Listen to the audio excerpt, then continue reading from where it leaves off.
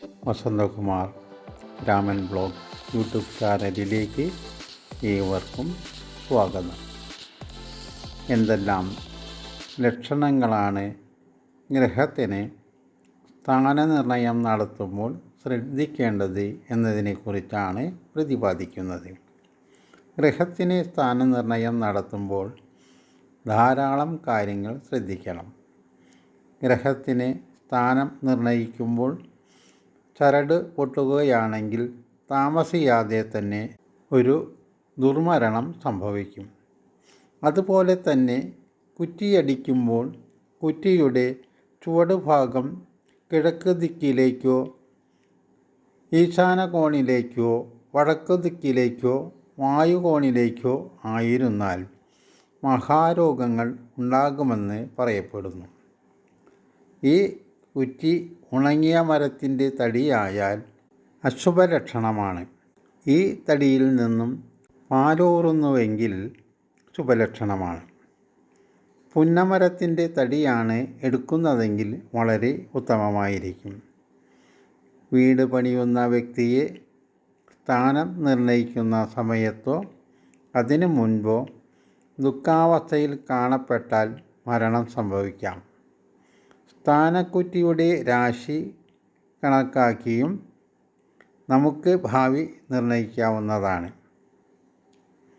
സ്ഥാനക്കുറ്റിയുടെ ചുവടുഭാഗം വിപരീത സ്ഥിതിയിലായാൽ രോഗം ബാധിക്കാനും വായു അഗ്നികോണുകളിലേക്കായാൽ മരണം സംഭവിക്കാനും കിഴക്ക് അഗ്രവും പടിഞ്ഞാറ് ചുവടുമായാൽ വീട് പണി പൂർത്തീകരണം വളരെ വേഗം നടക്കുകയും വടക്കേ അഗ്രവും തെക്ക് ചുവടുമായാൽ വീട് പണി പൂർത്തീകരണത്തിന് കാലതാമസവും നേരിടും.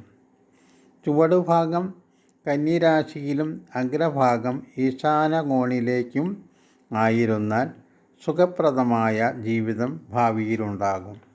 കൂടാതെ പ്രതിപദം, ഏകാദശി, ഷഷ്ഠി എന്നീ പക്കങ്ങളിൽ ഞായർ, ചൊവ്വ എന്നീ ദിനങ്ങളും ദ്വാദശി, സപ്തമി, ദ്വിതീയ എന്നീ പക്കങ്ങളിൽ തിങ്കൾ, വെള്ളി എന്നീ ദിനങ്ങളും അഷ്ടമി, ത്രയോദശി, തൃതീയ എന്നീ പക്കങ്ങളിൽ വ്യാഴവും ദശമി, പഞ്ചമി, വാവ് എന്നീ പക്കങ്ങളിൽ ശനിയും ചേർന്നു വന്നാൽ അശുഭലക്ഷണമാകയാൽ ഗൃഹനിർമ്മാണാരംഭത്തിന് ഉത്തമമല്ല.